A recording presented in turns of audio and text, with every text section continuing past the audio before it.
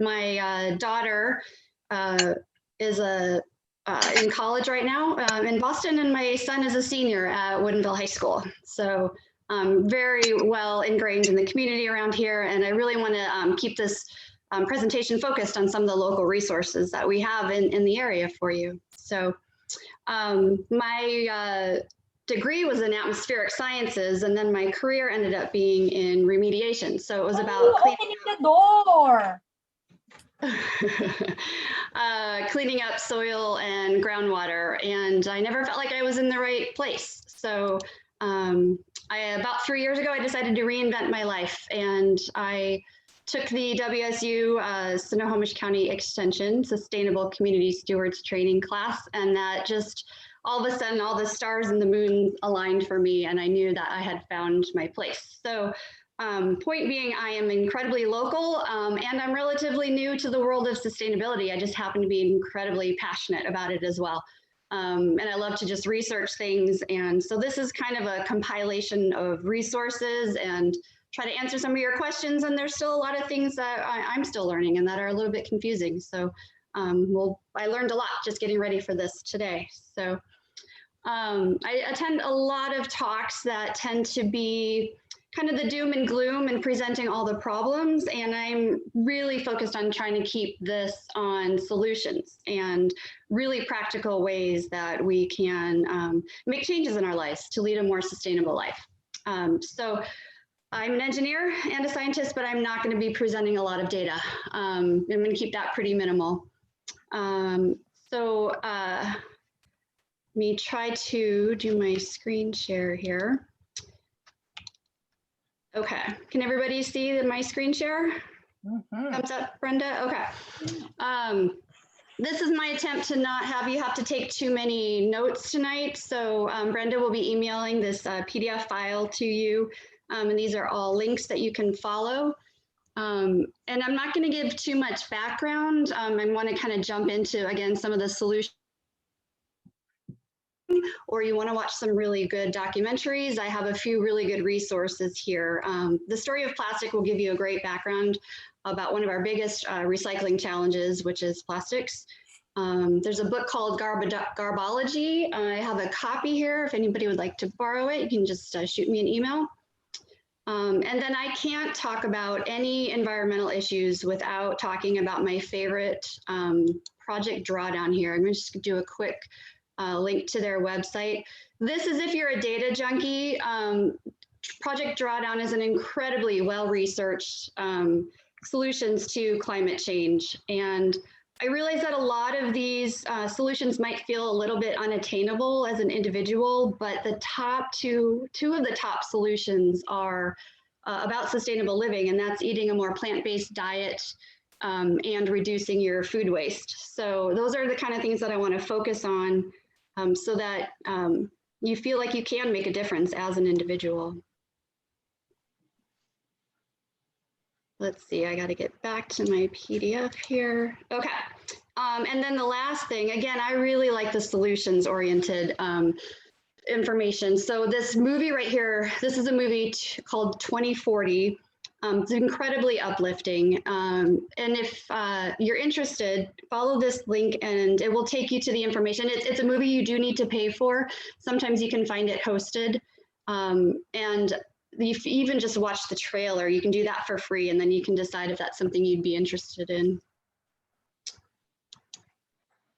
Okay, so a couple other things to acknowledge really quick is that I have listened, and anytime I talk about recycling, a lot of people point out the Chinese ban on importing plastics, and I have listened to the NPR podcast and I've done a lot of reading, and I know it's a challenge, and I'll talk a little bit more about that later, but I want to acknowledge that yes, there are some issues around plastics recycling, and definitely you can listen to the NPR podcast if you want to learn more. And then I'm gonna try not to think too much about the pandemic right now, because that has made it really difficult to get away from single-use plastics right now. So for the most part, I'm going to try to assume that life is going to go back to normal, and someday we can get back to our bulk food shopping. And yeah, so it's coming, it's coming. You know, I know you can start using your own reusable shopping bags, for example. So things are starting to get better as we learn more about the virus.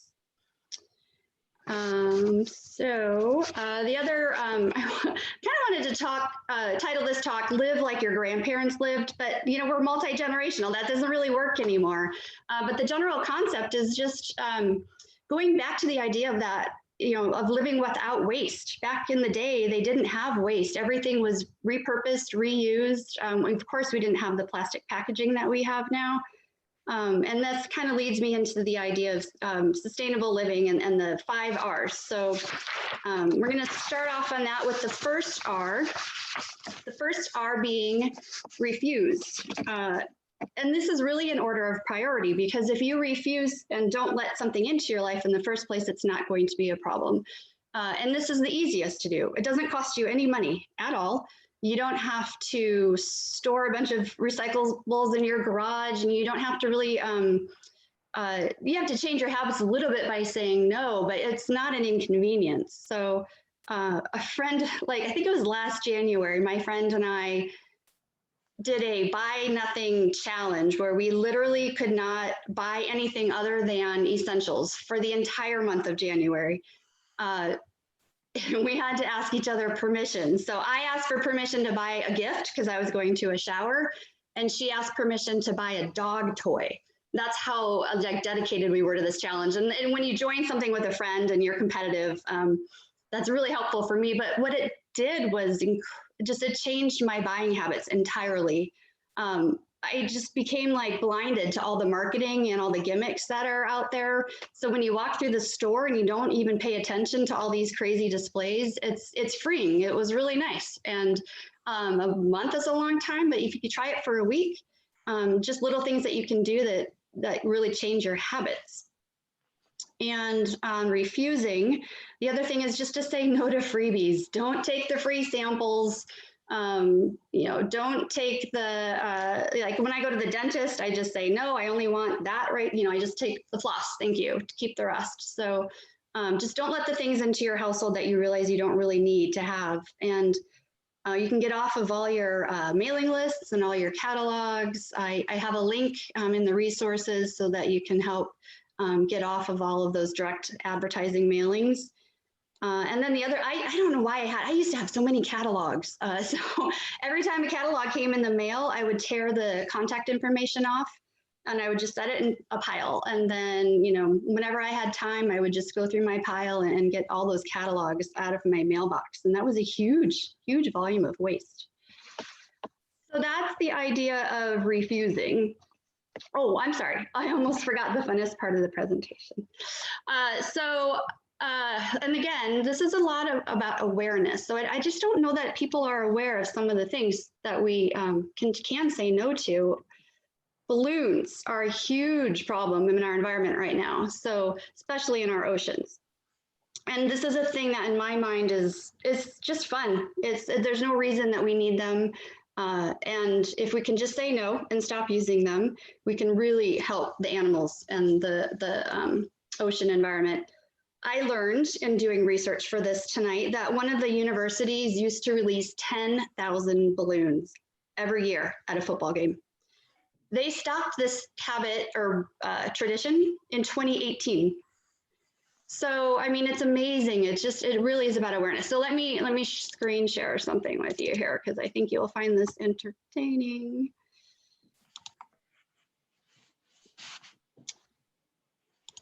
Okay. Guess who that is? That's me. This is me as a junior ad whiz kid. When I was 11, I launched a balloon up in the air, and somebody, when I was in Wisconsin, and somebody in New York found it.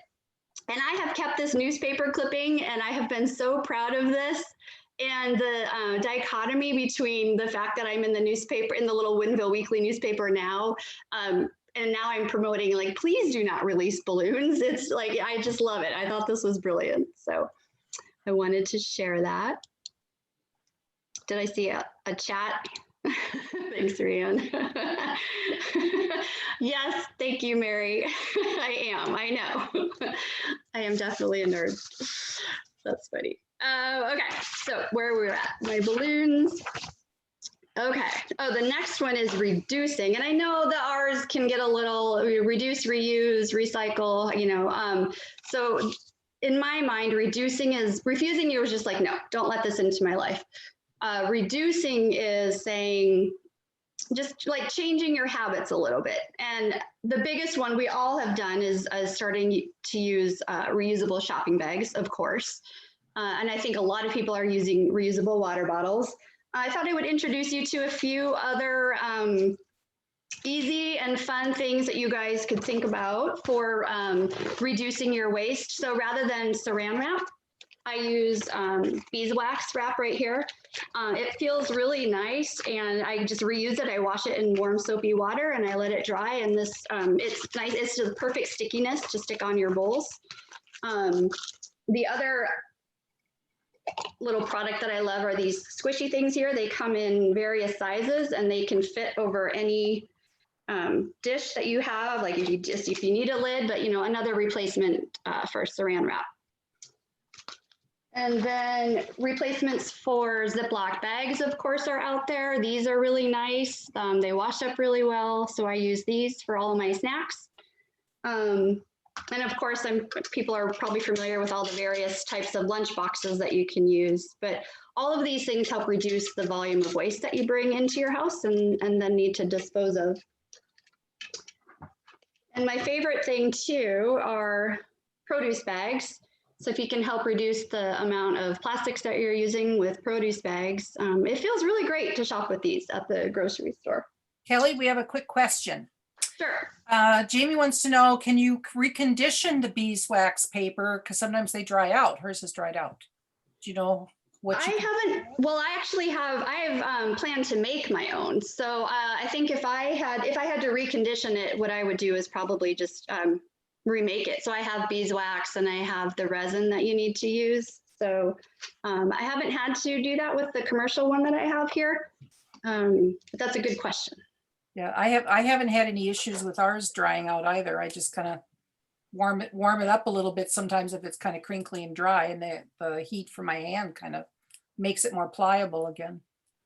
I know you have to be careful maybe with the temperature of the water that you use to wash it. So maybe the water was a little too warm.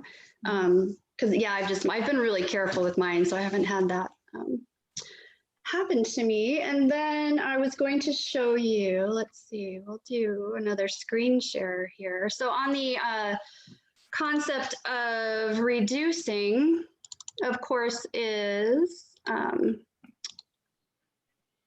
ways that you can do either bulk shopping or reusable container shopping. So there's a new service called Loop. I don't know if people are familiar with it. I just found out about it. This is my first order. I'm not going to advocate for Loop quite yet because I did this within the last week and I have to try all the products and see how it works. But I'm really enjoying the peanut butter and the pistachios. I'm not enjoying this right here. It's toothpaste. It's black. It's black licorice toothpaste. So I don't know who came up with the idea of a black colored toothpaste. And then this one here is a deodorant, and I'm really enjoying that right now. So it was fun. It was almost like Christmas. You open your Loop tote that they give you, and it's got little slots in there, and you pull your products out. These are they're going to be name brand products that they're working with Kroger's and I think Walgreens. So the point is just to bring these things to the general public and get people familiar with them. I realize some of these things I'm showing you cost more. But for me, I want to start supporting these types of services because the costs will come down the more that people participate and the more this becomes a part of our lives. I saw we had a question or just a comment. Nick says, oh, sorry. Nick says that his toothpaste is black also because it has charcoal in it. Oh, that makes sense. Yep. Yep. So this is my, I just think these are just really pretty to have in your pantry. So the loop containers. So my pantry is with bulk food shopping and using mason jars. Granted, again, pandemic time makes bulk food shopping hard. And loop, my pantry looks really, really organized and I like it. Karen's wondering if the containers are reusable and refillable from Loop. What's their Oh, process? I'm so sorry. I didn't explain that very well. Yes, once you're done with these, so you have to put down a deposit when you order them. And then when you're done, you put them back in the tote and you go online and you say, come pick up my tote. And when they'll have a drop-off location at Kroger's or Walgreens, I believe, or I think it's Walgreens. And then you'll get your deposit back. So just like if you are familiar with some of the dairy bottle deposits, that's a great way to go as well. And some of the local dairies, their products are so much better than anything you could buy that's been pasteurized. So yeah, return these, you get your refund back. And and any label because these come with a safety seal, the packaging for Loop says you can return every single thing that comes with their products and they will recycle them. Recycle everything. So even all the little plastics that come with them, they'll recycle for you. Bulk food shopping. So those of us on the east side are super lucky to have a store called Scoop. Scoop Marketplace is opening up in the Juanita Village, and that's just a phenomenal store. Really great for bulk food shopping, and then also for any sustainable products as well. I would highly recommend that you check them out. And like they have things, this is my other favorite. Another thing that you can do for cleaning products is to buy things that are concentrated and then dilute them at home.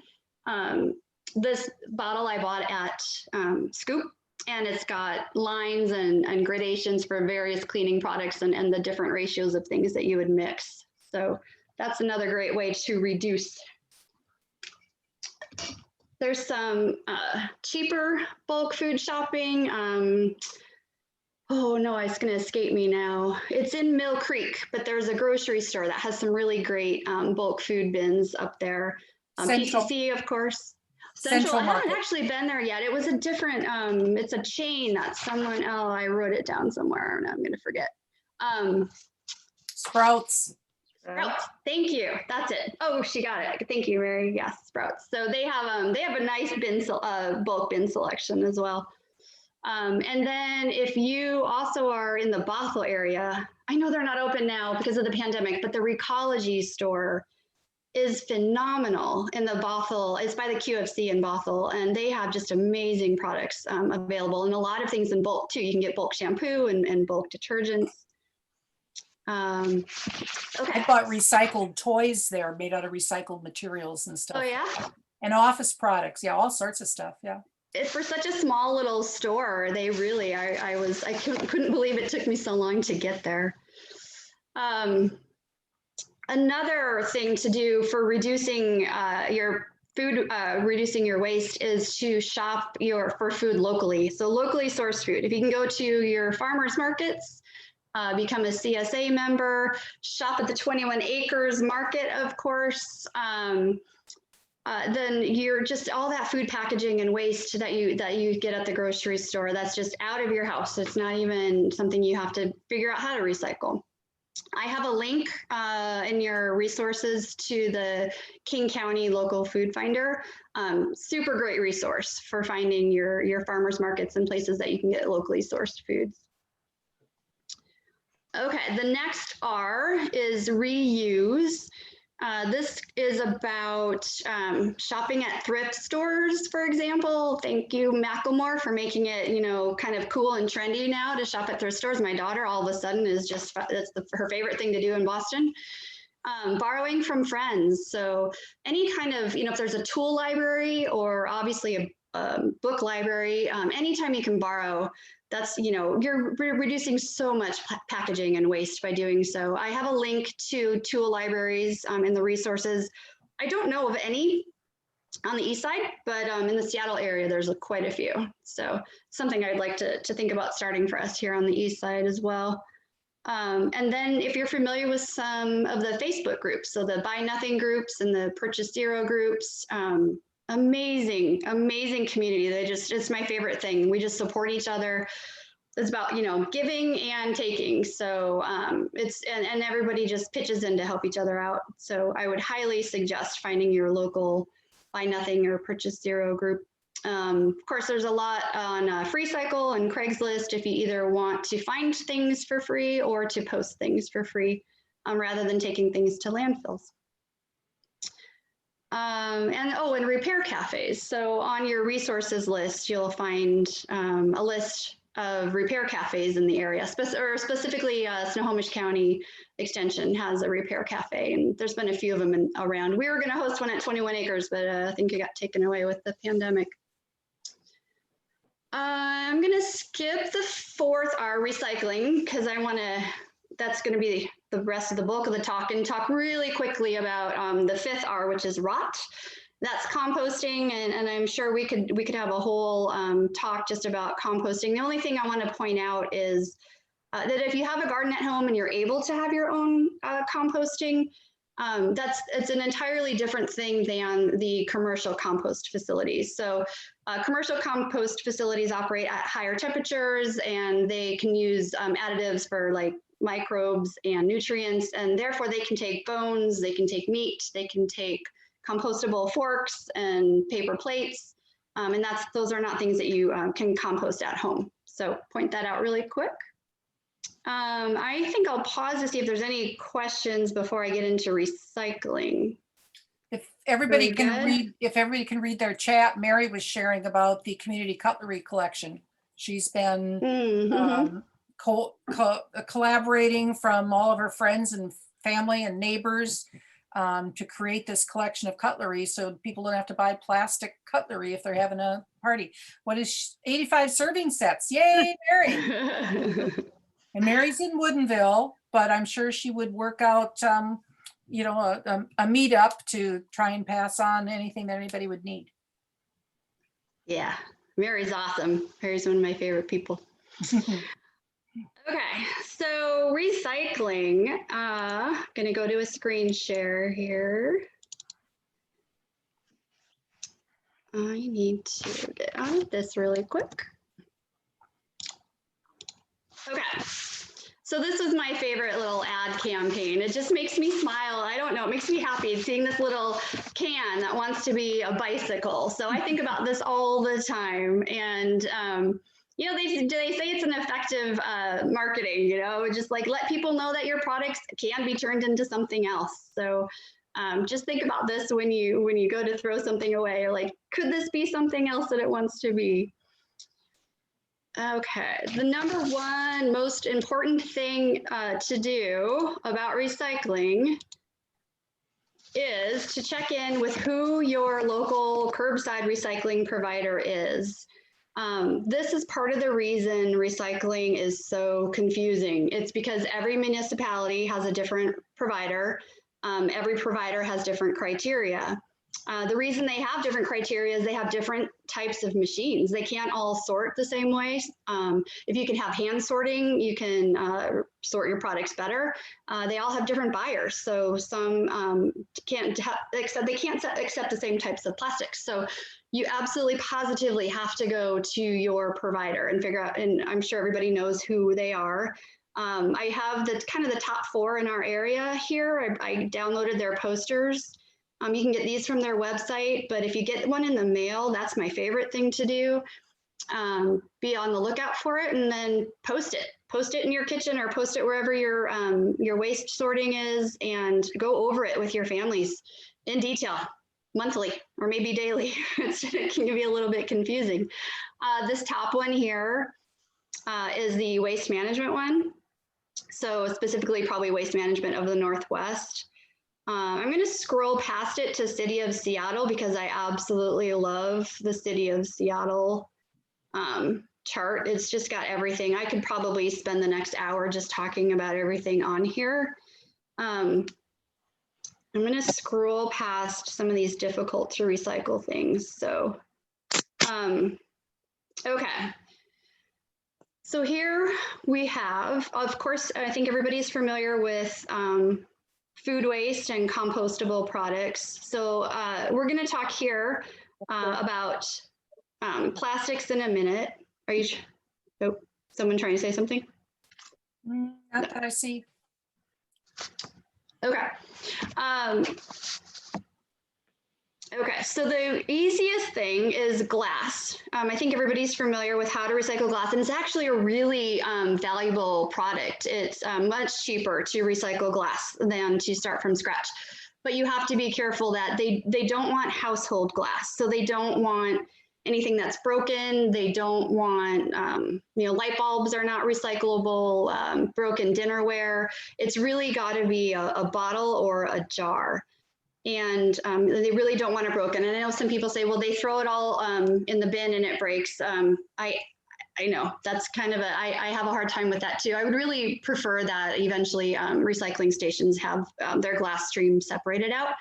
And some recyclings don't accept glass at all, or you do need to separate it. But the 4 that I checked here that are local, glass is accepted in your curbside recycling. For metals, that's another one that's pretty easy. You don't need to take the labels off. Everybody wants them to be empty, rinsed, and dry. So when they talk about, you don't need to scrub. They say if you can just maybe use a spatula and a little bit of water, that would be good enough. And I know people, it takes a lot of energy to get all that peanut butter out. So do the best that you can, but don't go crazy.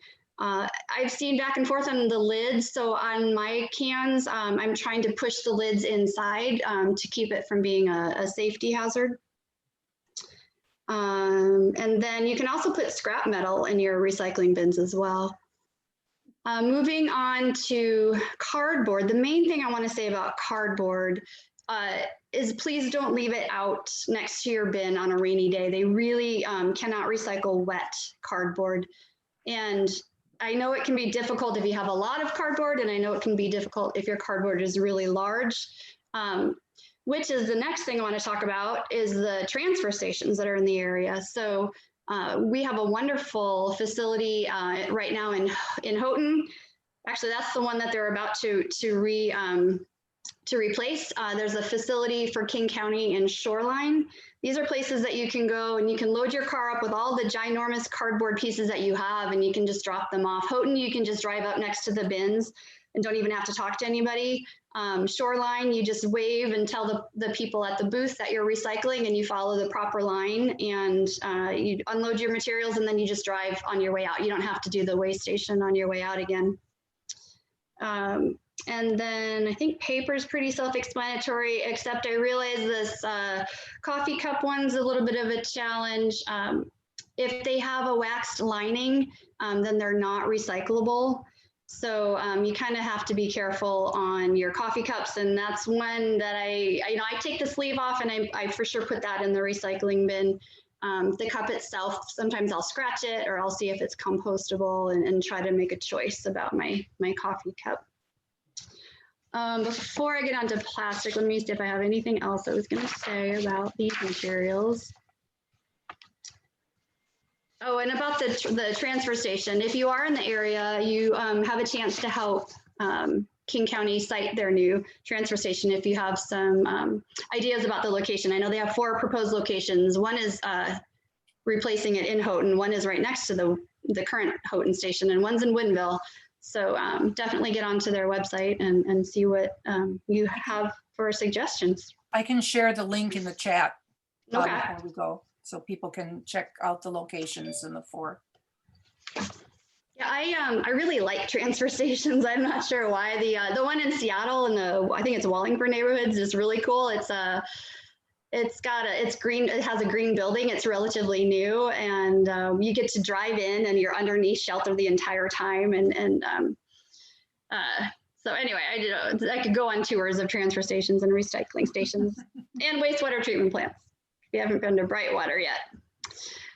Okay, so I'm only going to. This is the only part of the statistics here I'm going to throw at you. Oh, I'm sorry. Let me scroll down here really quick. This is Recology's little chart. if you're a Recology customer. And I know when I was with the Snohomish County Sustainable Community Stewards, a lot of them were using Rubatino up in Everett. So I have links to these 4 if you're interested. And let me get back to this one here.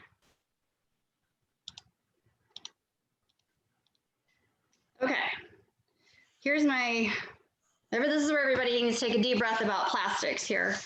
So globally, about 14% of plastics are recycled. And of those are primarily what's called downcycled, which means they get recycled into a product that's not as valuable as the original plastic.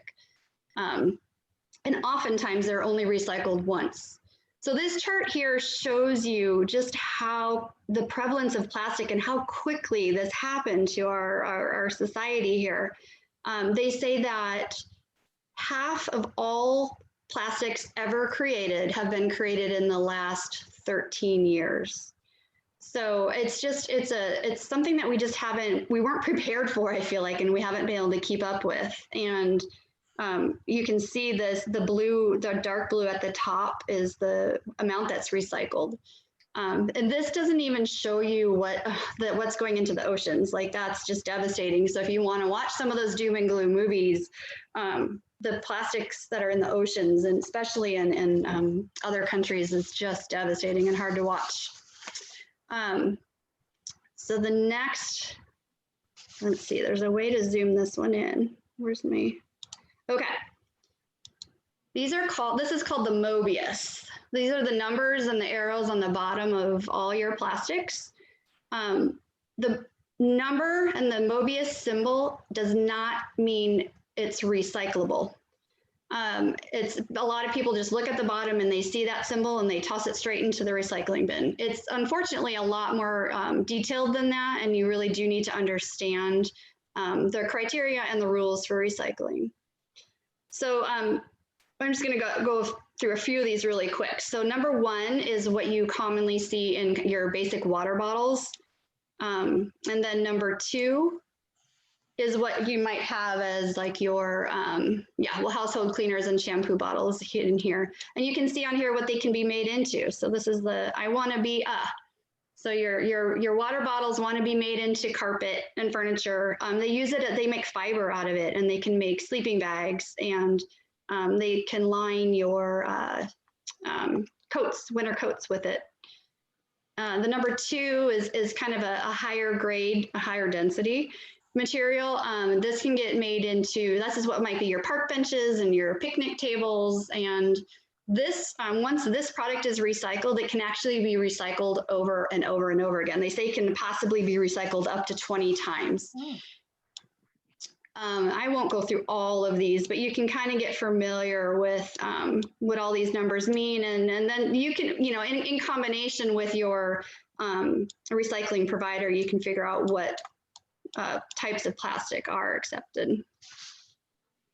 I have a little slide here. This isn't, this one just kind of shows you just the path. So a plastic water bottle gets cleaned and then shredded and turned into these pellets.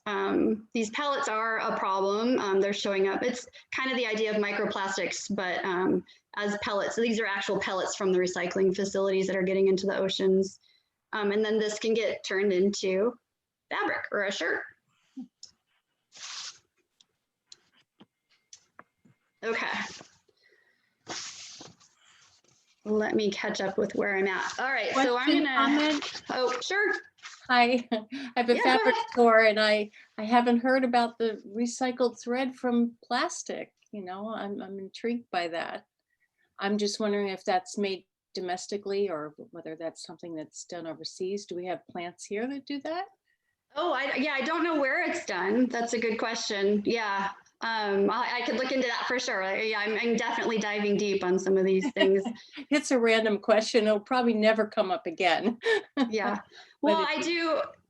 on that note, not exactly, I don't know for fibers for sure, but I do have a link to Waste Management's position on plastics, they call it. And a lot of local recycling facilities are trying to keep everything domestic and here. So, because there's just been so many problems with sending our plastics overseas and not knowing what happens to them, they're trying to make commitments to keep them here. So, yeah. Thank you. Yeah. Okay. So let me show you a few. This is a little product demonstration. So again, plastics, don't pay attention to the numbers. It's the shape. So it's the bottles and jars and tubs. That's the shape that you want to think about. And those are the types of plastics that you can put in your curbside recycling bin easily without like thinking. Like these are not confusing if there are these kinds of shapes. I don't actually own anything that's a tub. I guess because I don't do dairy products, I'm not sure. I have no plastic tubs in my house. The things that are tricky and the things that I can't answer very well that get frustrating are the clamshells. So clamshells and berry boxes. Very, very specific to your provider. You really have to go online. And even then, Waste Management does not say yay or nay. I had to email her, the person that I have a contact there. So Waste Management is no on clamshells and no on berry boxes. City of Seattle is a yes. So I have a garage full, not that I have a lot of, I acquire them, berry boxes and clamshells, and I just take them to City of Seattle every once in a while when I can. So you have to be a little bit careful. They really only want residents to do that. I think that's all I had on that type of plastic. The next one is getting trickier, which is plastic film. Kelly, before you Yes. move on to that, can you see the question from Mary in your chat? Oop, hold on. Oh, lids. Yes, we should talk about lids. Do you know if efforts being? I'm glad you asked about lids. I don't know if I can answer your question entirely. But yes, lids is another super confusing thing. So if you, in fact, I again had to talk to the waste management person. The newest Waste Management and Recology both want you to keep the lid on. So if it's the same kind of material and it's plastic, you can keep the lid on. You want it still empty and rinsed out. But City of Seattle, very specifically, and I love this about their diagram, they have a 3-inch limit. So they don't want anything smaller than 3 inches. So that means no caps to water bottles. And then another provider, Rubatino, says no lids at all. So again, you have to be really careful, and the rules could change anytime. So you got to kind of stay up on it. And to your question, Mary, that's another part of the talk is just the things that we can do to do this better. So there's a lot of, Pepsi and Coca-Cola just have huge campaigns going right now about improving our recycling infrastructure. So there's really I think it's 3 things I think about. One is improving the infrastructure to be able to recycle better. 2 is to increase the recycled content of the plastics that we're using. And then the last thing is consumer knowledge and consumer awareness. So yeah, they're definitely trying to improve their techniques. I think I have a link to it as well. Right now we have single stream recycling, so you get to throw everything you want in your recycling bin to make it easier on the consumer and easier on the transporter. But it's just a mess then at the recycling plant. There's a lot of sorting and a lot of contamination. So there's some talk out there to start separating, make it more, figure out a way to make separating easier. And then it's just so much easier at the actual recycling facility. I think that's kind of what you're asking, Mary. Yeah, we were told you can screw the lid back on. Yep, Woodinville, you can screw the lid on, yep.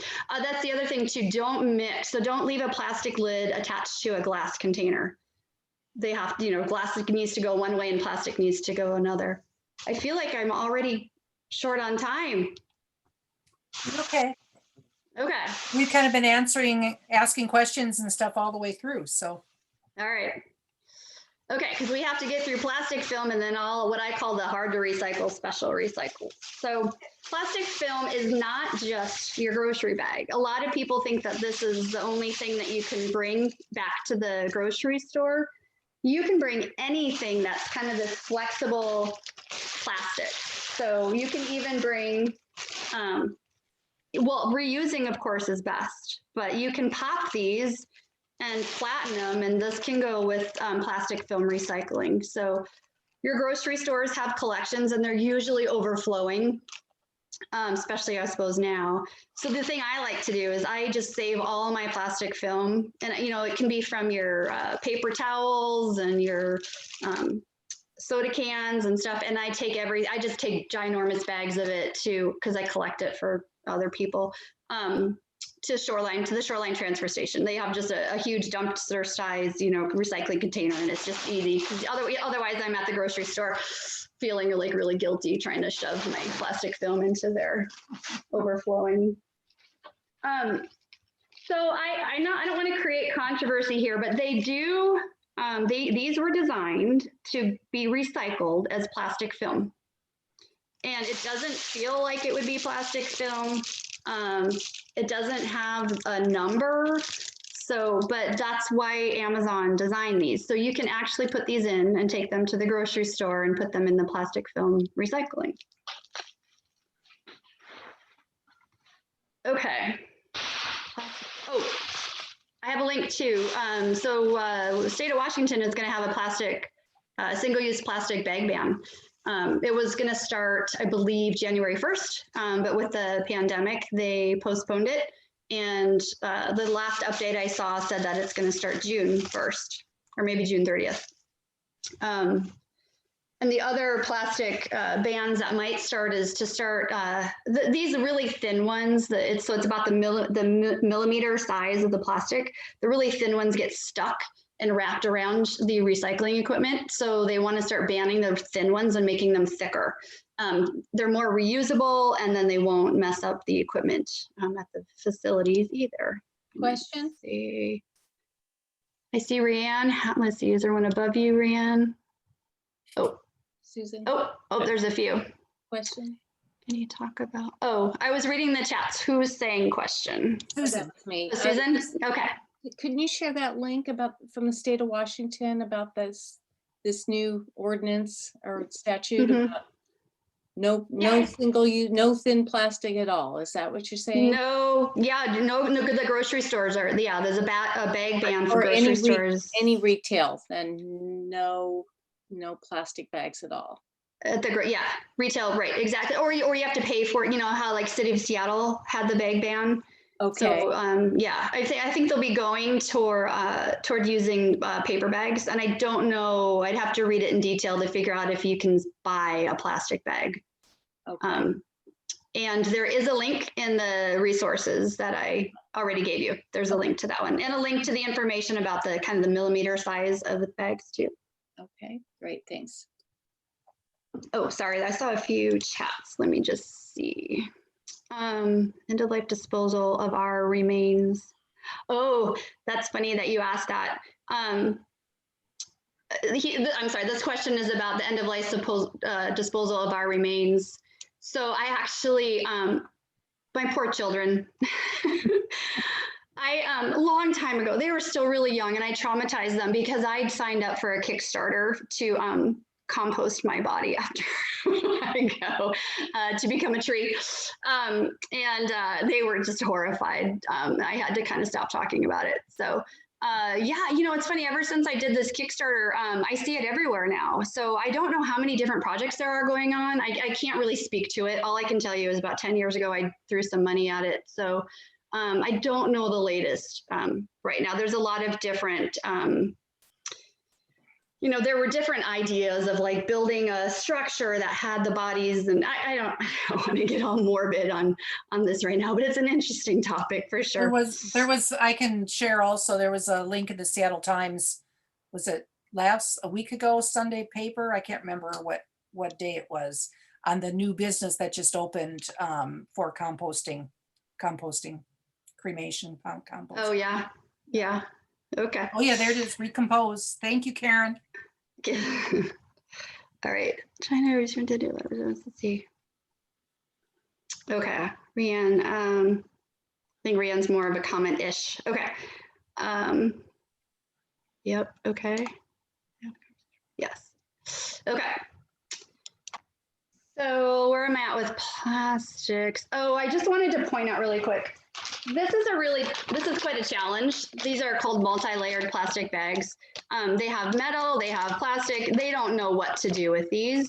I have a bad habit and I haven't figured out how to get these out of my life completely. I mean, bulk food shopping will help, but I really like tortilla chips. So, I mean, there's options out there, but it's definitely just because they're so hard to recycle. I'm trying to work hard to figure out how to get these out of my life.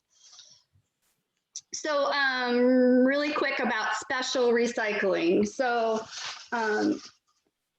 there's so many ways that you can do what I call hard to recycle items for free, but it takes work. It takes space in your garage to store it. It takes finding the right resources, and I will link you to, you have links to many of them. If you want something really easy and really great, Ridwell is my favorite service right now. They have like a milkman style box that sits on your front porch, and they give you all these cute bags to put your stuff in. It's relatively inexpensive. They do, and they're local. Super great customer service.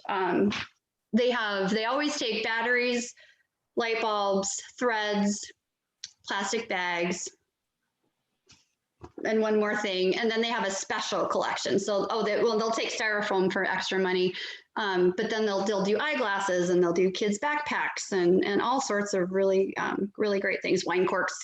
And then Terracycle, I have a link to it. Terracycle is an incredibly expensive, but can be convenient option to recycle just about everything under the sun. I don't know how they do it. They can take beauty products. In fact, Nordstrom is currently collecting beauty products. I think they're basically sponsoring a Terracycle box. So you can take all your beauty products to Nordstrom. Something I've thought about doing as well is just sponsoring a box for people to bring random items to. A tricky one, especially if you Google tissue paper, you don't know if you're getting tissue paper or tissue. So it's a tricky one too. For sure, Kleenex type tissues, facial tissues, not recyclable, not compostable. And I've heard two different stories. One is that they actually have plastic fibers in them, which gives them strength. And another story I've heard is just the germs. They don't want them in the compost bins. Tissue paper is a little more confusing. Generally speaking, I would throw it in the garbage. If it's a pretty clean sheet of tissue paper, not a lot of dye and not like kind of the shiny stuff, you might be able to put it in your food or your compost bin. I just learned that recently. I've been throwing this away for a long time, but it can be compostable. You just might need to check with your provider on tissue paper. And I don't know how many of you know me, I'm super big on styrofoam. So I want to talk really quickly about the types of styrofoam. This is called block styrofoam, or EPS. It breaks. So that's how you know it's block styrofoam. This is always accepted at places that accept styrofoam. So you can take your block styrofoam to the Shoreline transfer station for free.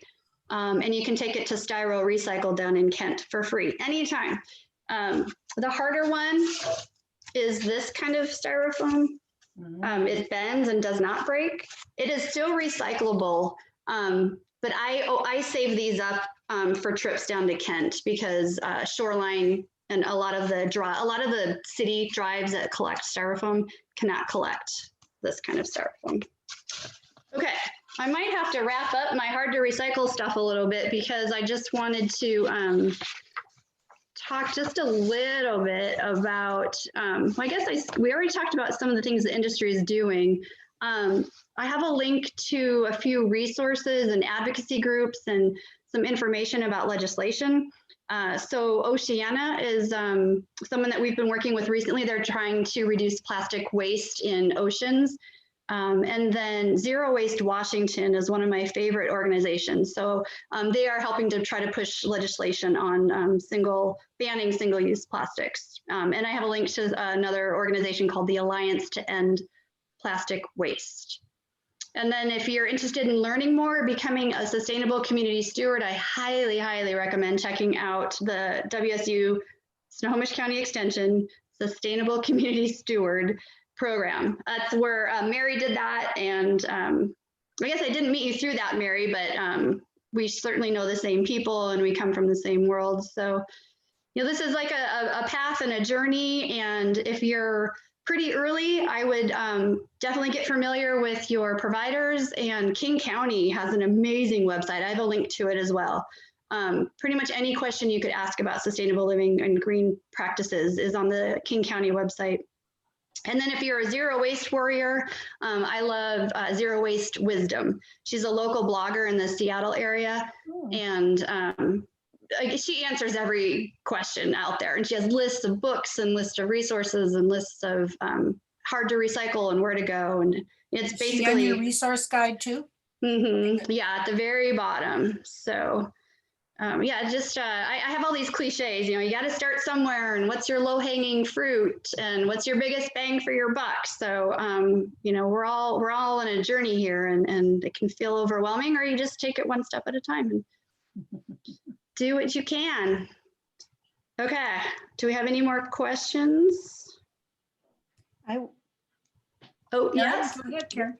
It's not really a question, but I get my pet food at the Whole Pet that's in down by TJ Maxx in Woodinville, and they're doing a recycling thing for the plastic bags that are you get your dog food in. Oh, really? That's I don't know. I doubt it's an ongoing thing. I didn't ask because I was in and out before I went, oh yeah, I should have talked about that. But I have my bag. I saved my bag. So I'm going to take it in there. I might find out. But that's a privately owned small business. So it's one I like to shop there for my animals. And I noticed that. So it may be short term, but if you happen to have a pet food bag, it might be worth looking into becoming a customer there, and if she's doing that. So Mary is wondering if it's just their own brands or if it's any kind of a bag, even if you it buy it seemed to someplace be else. any kind of bag. I didn't stop and read the sign, but I will be going there in about either tomorrow or Friday because I need some stuff. So I Well, can look take a into picture and send it to me and I'll share it. Yeah. Okay, I can do that. I'll the sign and Maybe, and if they're not too busy, ask them if this is a long-term thing or short-term or. yeah, they're really nice. They're very I haven't conversational. been in there for a long time. So, Yeah. yeah, they're a really good place to shop, and so I will do that. Cool. I'll send you something. Okay. Yeah, we should have had a picture of Mary's bag that she sewed out of an onion bag. It was beautiful. That's a great way to reuse. We need Mary to do more sewing for us. Well, we are close to 8 o'clock, unless if anybody has any more questions. Kelly, this was great. You did a great job. Thank you. Oh, thank you. Thank you, everybody, for your interest.